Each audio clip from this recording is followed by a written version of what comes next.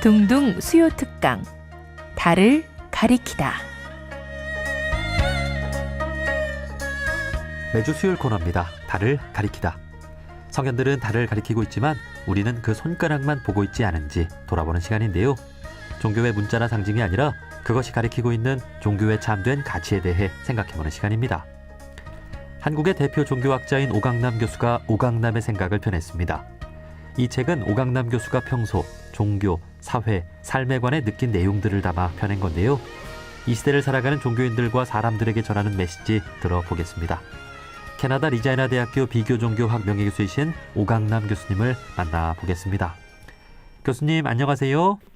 네, 안녕하세요. 반갑습니다. 예, 반갑습니다. 자, 오늘 오강남의 생각 43번째 시간인데요. 오늘의 주제는 노년을 생각한다입니다. 자, 노년을 생각한다. 어떤 말씀이실까요? 한국, 특히 한국에서 노인 빈곤율, 노인 자살률이 세계에서 불명예스럽게도 1등이라고 하니 자연히 노인 문제를 생각하지 않을 수 없다는 그런 이야기입니다. 예.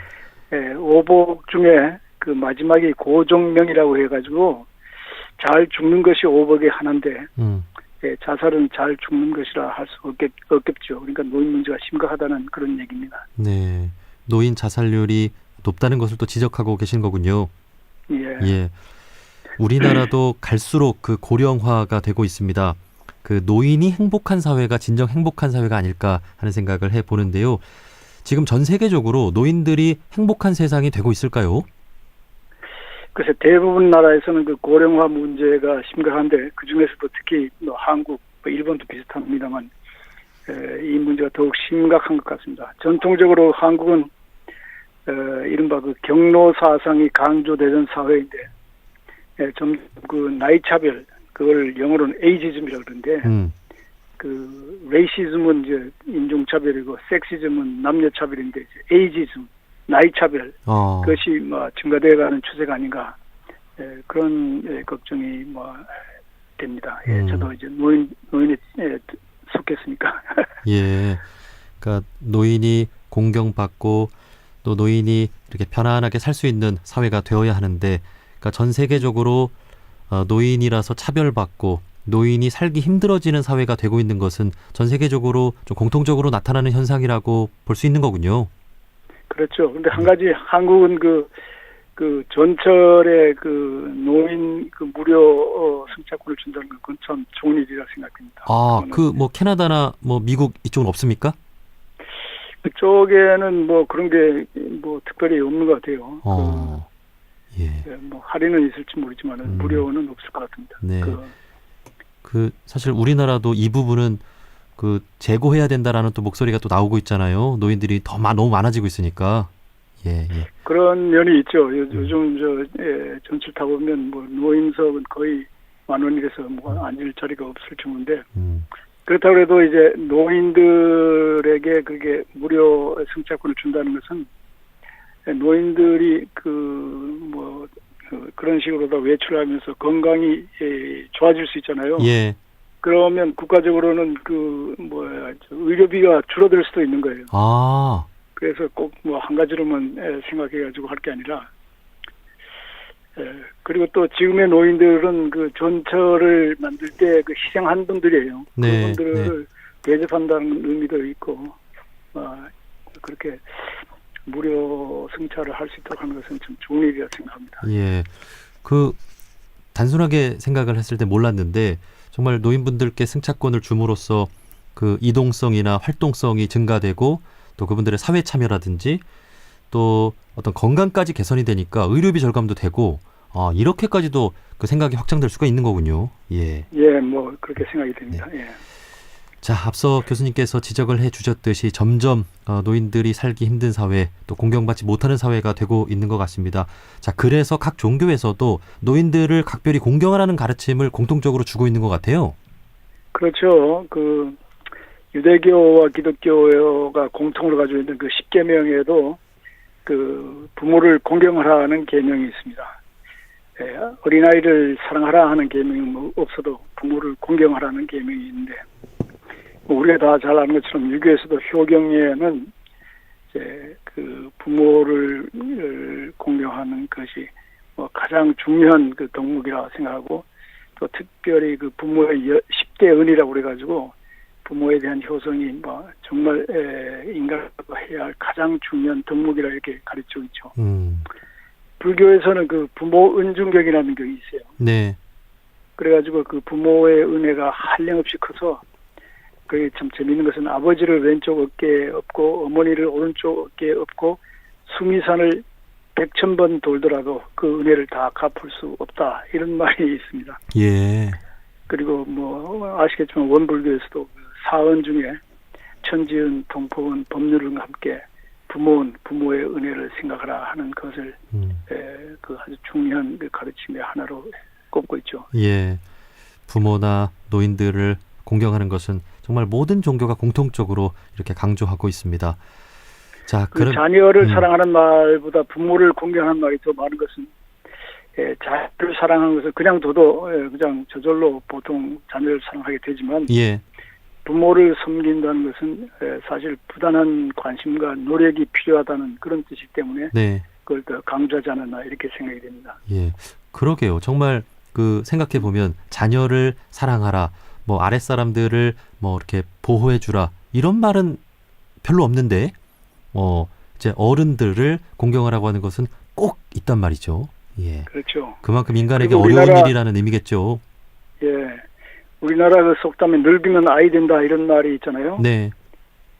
여러 가지 그 이유가 있겠지만은 제가 보기에는 늙으면 아이 된다 하는 말의 그 깊은 뜻은 아이들이 돌봄, 보살핌을 받아야 하는 것처럼 나이든 그 노인들은 그런 식으로 돌봄과 보살핌을 받아야 한다. 이런 공통점을 강조한 것이 아닌가. 이렇게 해석할 수도 있을 것 같아요. 네.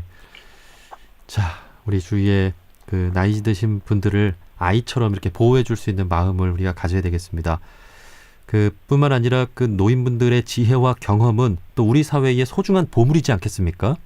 예. 그 이를 우리 사회가 어떻게 활용하는가도 또 중요한 일이 아닐까요? 그렇죠. 그 노인들을 잉여인간으로 취급하는 것이 요즘의 현실인데, 노인들을 경제적 관점에서만 바라보는 것은 큰 잘못입니다. 노인들이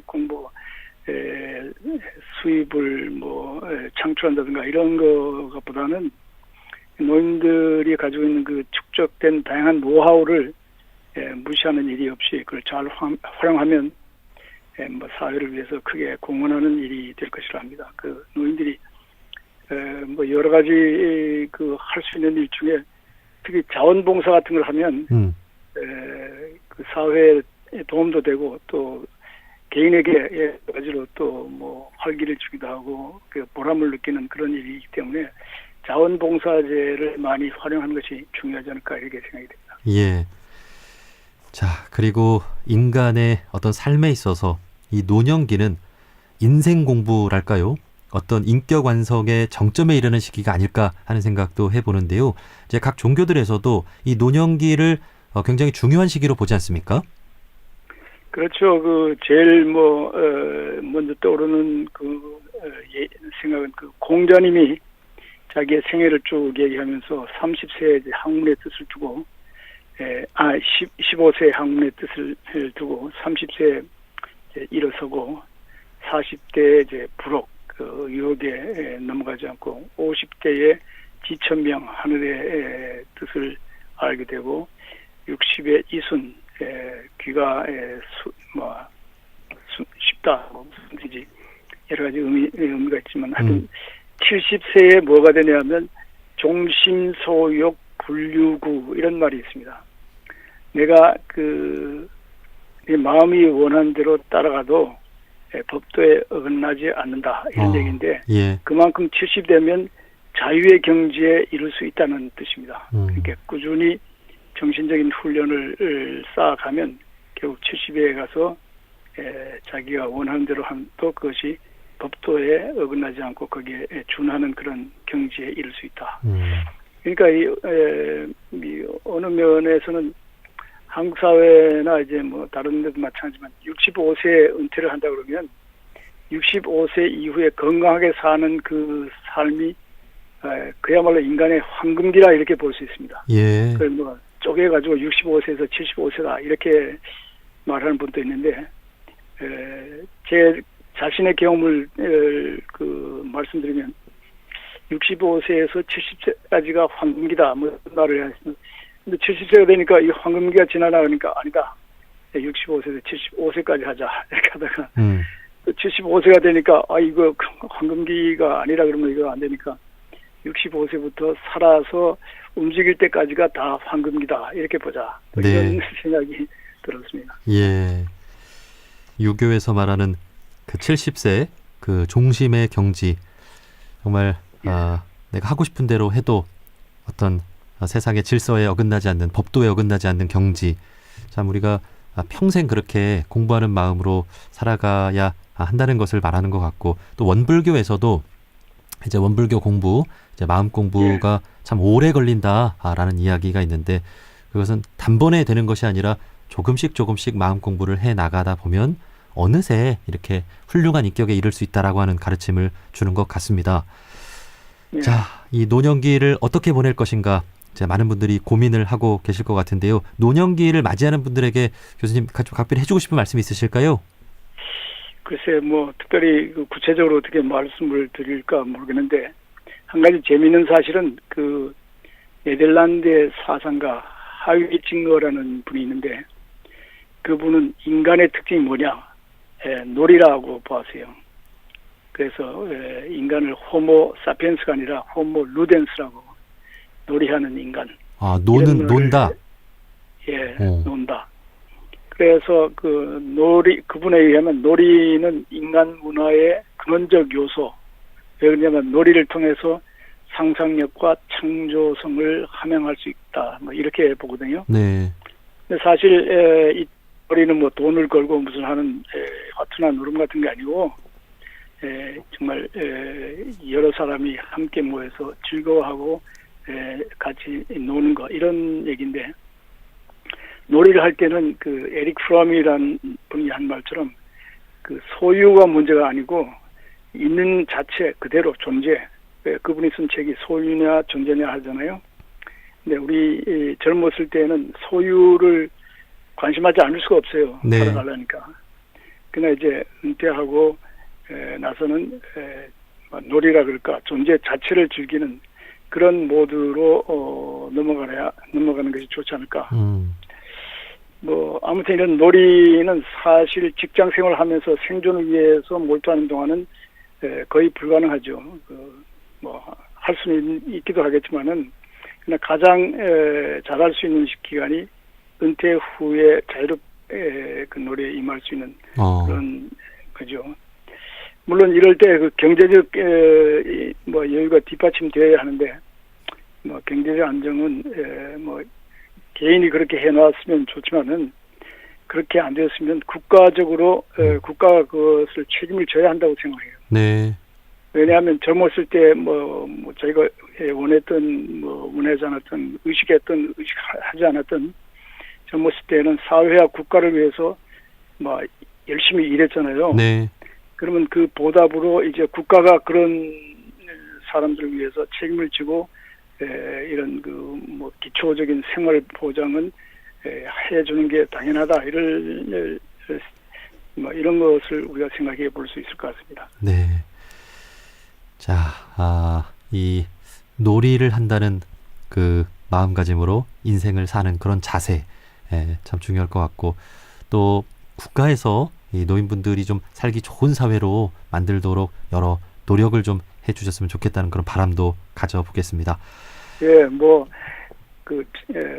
천상병 그 시인의 그 시 생각이 납니다. 네. 우리가 이 세상을 살고 떠날 때 소풍 갔다 가는 기분이다. 소풍 잘 놀고 갑니다 하는 그런 기분으로 이 세상을 즐기면서 살 수 있었으면 참 좋겠습니다. 예. 인생을 떠날 때 소풍 잘 왔다 갑니다 하는 그런 마음을 가질 수 있도록 인생 여정을 그렇게 보냈으면 좋겠습니다. 자, 캐나다 리자이나 대학교 비교종교학 명예교수이신 오강남 교수님이었습니다. 교수님 오늘 말씀 고맙습니다. 네, 감사합니다. 안녕히 계세요.